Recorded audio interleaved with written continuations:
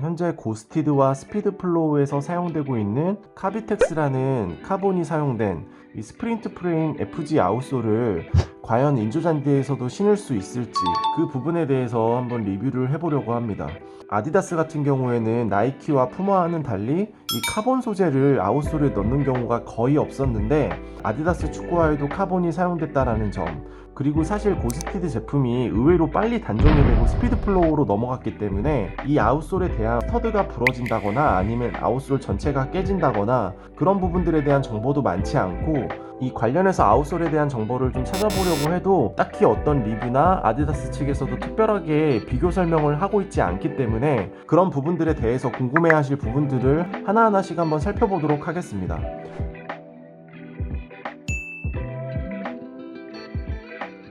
카본 소재가 들어갔기 때문에 무게 절감의 효과도 분명히 있겠지만 앞부분은 이렇게 커팅한 모습을 보여주고 있습니다. 그 다음은 카본 소재에 대해 말씀을 드리자면, 이렇게 패턴 자체로만 보시면 푸마의 V1.11 제품과 카본의 패턴 자체는 동일해 보입니다. 근데 이렇게 보시면 푸마 제품 역시 앞부분에 카본이 많이 사용됐고,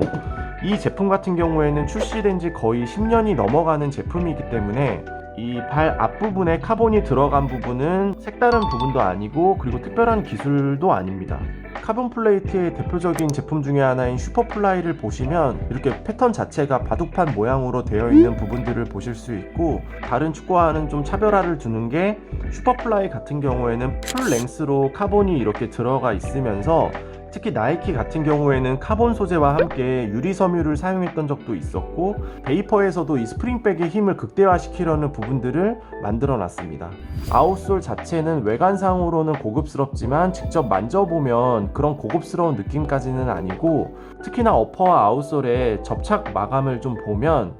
이 접착 마감 역시 그렇게 엄청 잘 돼 있다라는 느낌까지는 아닙니다. 이제 스터드 모양을 보시면 앞쪽 부분과 뒤쪽 부분 거의 비슷하게 생겼는데,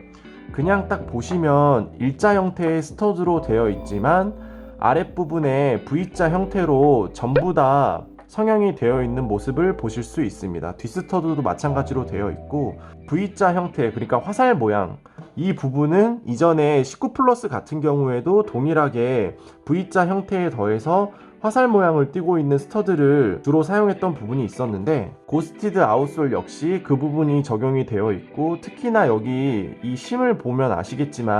이전에 푸마 울트라를 리뷰했었을 때 그 스터드 모양처럼 이 스터드 심 자체가 두껍게 되어 있습니다. 이 스터드 하나는 좀 얇아 보이고 약해 보이긴 하지만 이 스터드가 들어있는 이 심 자체는 굉장히 두껍게 성형이 된 점, 그 부분은 앞부분도 똑같고 아랫부분도 동일하고,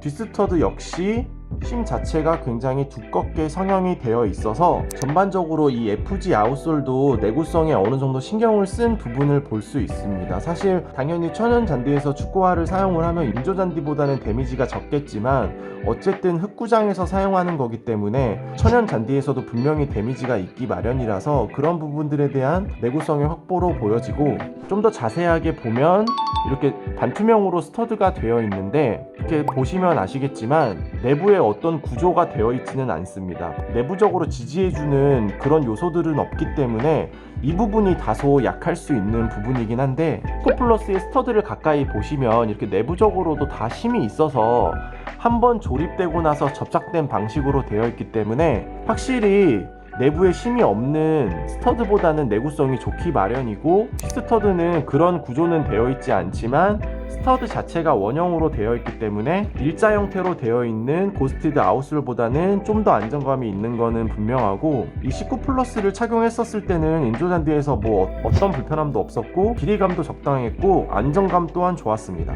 그리고 17 플러스 퓨어 스피드를 보면 이 아웃솔 같은 경우에는 물방울 모양으로 되어 있으면서 그냥 딱 보기만 해도 어디 약해 보이거나 그런 느낌이 드는 아웃솔은 전혀 아니고, 특히나 이 아웃솔 패턴이 의미가 있는 게 현재 출시되고 있는 아디다스의 모든 하드그라운드용 플레이트는 이 모양을 가지고 있고 여기에 스터드 개수만 2개가 추가된 상태로 소재만 약간 덧대어서 하드그라운드 제품이 출시가 계속 되고 있고 무게 자체도 FG, AG와 차이가 나지 않기 때문에 하드그라운드용 제품을 신으신다고 하면 이 아디다스 제품들을 추천을 드리고, 아까 말씀드린 대로 이렇게 내부적인 구조가 없는데 그 부분들을 다른 축구화로 설명을 드리자면 고스티드 아웃솔보다 스터드가 더 길지만 이렇게 가까이서 보시면 내부에 이렇게 스터드를 보강한 디테일이 있기 때문에 뒷부분에 스터드에도 있고 앞부분 역시 이렇게 솟아 올라와 있는 스터드를 한 번 더 지지해주는 부분들이 있습니다. 푸마의 18.1 AG 제품을 보면 이 제품 역시 이렇게 내부에 보시면 이렇게 위로 뻗어 있는 구조로 되어 있어서 한 번 더 스터드를 잡는 역할을 해주고 있고, 이런 부분들을 가장 또 잘 살펴볼 수 있는 축구화 중 하나가 레뷸라인데, 이렇게 보시는 것처럼 아예 이제 명칭을 스테빌라이저 스터드라고 해서 이 스터드가 아예 휘어지는 부분을 최소화하기 위해서 이렇게 구조를 넣은 부분들을 보실 수 있거든요. 보시는 제품은 아디제로2 하드그라운드 제품인데,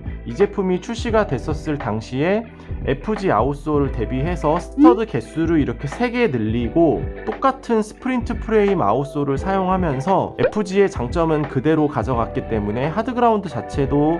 내구성이 좋게 나옴과 동시에 무게가 굉장히 가볍게 나왔었습니다. 하지만 이 아디제로 1이 출시됐을 당시에는 이 스터드 자체가 빠지는 현상이 되게 많았거든요. 이 내부적으로 힘이 있는 게 아니라 무게를 최소화하려고 접착 방식으로 해놨기 때문에 스터드가 다 빠지는 현상이 있어서 아디제로 2에서는 그 부분을 보강을 하고 심지어 브랜드 자체에서 그 부분에 대한 설명을 넣었을 만큼 확실히 그 부분을 홍보했던 부분들도 있었고, 아쉽게도 이 이후에 나왔었던 아디제로 제품들은 하드그라운드 플레이트 자체가 FG와는 완전히 다르게 나왔기 때문에 그 이후로는 맨땅용 제품이 크게 인기가 없었고, 현재는 스터드가 굉장히 튼튼하게 나오는 이렇게 모렐리아 네오에서도 스터드가 역시나 빠지는 현상이 있어서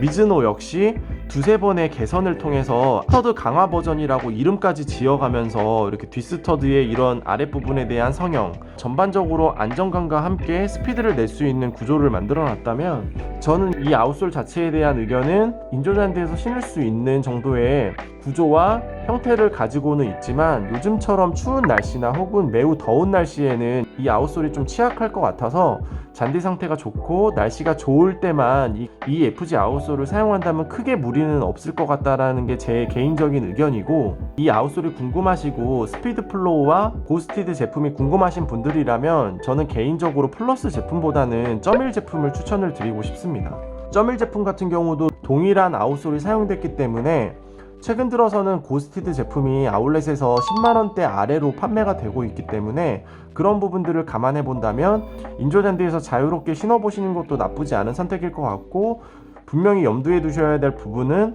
매우 춥거나, 그러니까 기온이 영하 날씨거나 혹은 매우 더울 때는 이 아웃솔 뿐만 아니라 다른 축구화들도 부러지거나 녹는 경우가 발생할 수 있기 때문에 그 부분만 좀 챙겨주시면 될 것 같고, 마지막으로 저는 아디다스의 조금 아쉬운 부분이 뭐냐면 이 FG 특유의 퍼포먼스를 느끼고 싶고 모든 기술은 이 FG에 들어가 있기 때문에 이 부분을 축구할 때 충분히 활용하고 싶어서 이제 이런 축구화를 신는 건데, 아디다스의 다른 사일로들은 에이지 플레이트를 동일하게 사용을 해도 되겠지만 이 스피드 플로우 제품 자체도 에이지 플레이트를 동일하게 사용하고 있는데 그 부분이 아니라 이렇게 카비텍스 카본을 에이지 플레이트에 이렇게 같은 형태로 넣어줬으면 어땠을까라는 그 선택이 굉장히 아쉽습니다. 그 부분의 대표적인 예가 이 슈퍼플라이와 베이퍼인데,